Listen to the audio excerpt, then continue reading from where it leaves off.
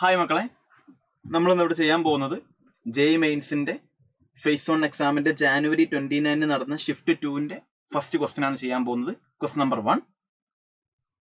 The calculated spin only magnetic moment ആണ് കണ്ടുപിടിക്കേണ്ടത്. രണ്ട് കോംപ്ലക്സ് തന്നിട്ടുണ്ട്, അതിന്റെ സ്പിൻ ഓൺലി മാഗ്നറ്റിക് മൊമെന്റ് കണ്ടുപിടിക്കണം. മാഗ്നറ്റിക് മൊമെന്റ് കണ്ടുപിടിക്കാനുള്ള ഇക്വേഷൻ നിങ്ങൾക്ക് അറിയലുണ്ടാകും. Root of n into n+2 എന്നാണ് equation. Root of n into n+2 എന്നാണ് ഇക്വേഷൻ. ആ n എന്താ? Number of unpaired electron. നമ്മൾ ആദ്യം ഇയാളുടെ അൺപെയർഡ് ഇലക്ട്രോൺ കണ്ടുപിടിക്കണം, ഇയാളുടെ അൺപെയർഡ് ഇലക്ട്രോൺ കണ്ടുപിടിക്കണം. അതിന് നമുക്ക് ആദ്യം ഓക്സിഡേഷൻ നമ്പർ കണ്ടുപിടിക്കണം അല്ലേ?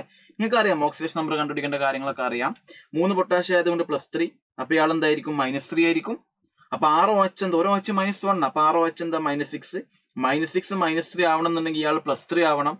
അതേപോലെ ഇയാളുടെ കണ്ടുപിടിക്കുക, ഇയാളുടെ +2 കിട്ടും, ഇയാളുടെ +3 കിട്ടും. അപ്പൊ ഒന്നാമത്തത് Fe എന്താണ്?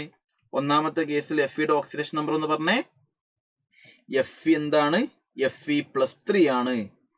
Fe+3 എന്ന് പറയുമ്പം 3d5 ആണ് കോൺഫിഗറേഷൻ. നിങ്ങൾക്ക് അറിയാം 3d5 അവിടെ OH വീക്ക് ഫീൽഡ് ലിഗൻഡ് ആയതുകൊണ്ട് ഒരു പെയറിംഗും ഇല്ല. അതുകൊണ്ട് 1 2 3 4 5.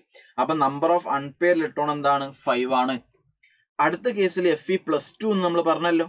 Fe+2 എന്ത്? Fe 3d6 forest. അവിടെ 2 ഇലക്ട്രോൺ പോയാൽ ബാക്കി 3d6 അല്ലേ? അവിടെയും ലിഗൻഡ് OH ആയതുകൊണ്ട് വീക്ക് ഫീൽഡ് ലിഗൻഡ് അല്ലേ? അപ്പൊ അതുകൊണ്ട് പെയറിംഗ് ഉണ്ടോ? ഇല്ല. 1 2 3 4 5. ആറാമത്തെ ആൾക്ക് വേറെ ഓപ്ഷൻ ഒന്നുമില്ല, അവിടെ പെയർ ചെയ്യേണ്ടി വരും. ലിഗൻഡ് അവിടെ പെയർ ചെയ്യിപ്പിച്ചിട്ടില്ല. അപ്പൊ ഇവിടെ എത്ര അൺപെയർഡ് ഇലക്ട്രോൺ ഉണ്ട്? ഇവിടെ 1 2 3 4 4 അൺപെയർഡ് ഇലക്ട്രോൺ ഉണ്ട്. അപ്പൊ n = 4 ആണ്. അപ്പൊ നമ്മൾ എന്ത് ചെയ്യുക? ഒന്നാമത്തെ കേസിൽ n ഇവിടെ 5 ഇട്ട് കൊടുക്കുക, രണ്ടാമത്തെ കേസിൽ n ഇവിടെ ഇട്ട് കൊടുക്കുക, 4 ഇട്ട് കൊടുക്കുക. ചെയ്ത് നോക്കിയാൽ കൂളായിട്ട് ആൻസർ കിട്ടും. ഓപ്ഷൻ 2 ആണ് എന്തായിട്ട് വരിക? ആൻസർ ആയിട്ട് വരിക. ഓപ്ഷൻ 2 നമുക്ക് എന്ത് ചെയ്യാം? മാർക്ക് ചെയ്യാം.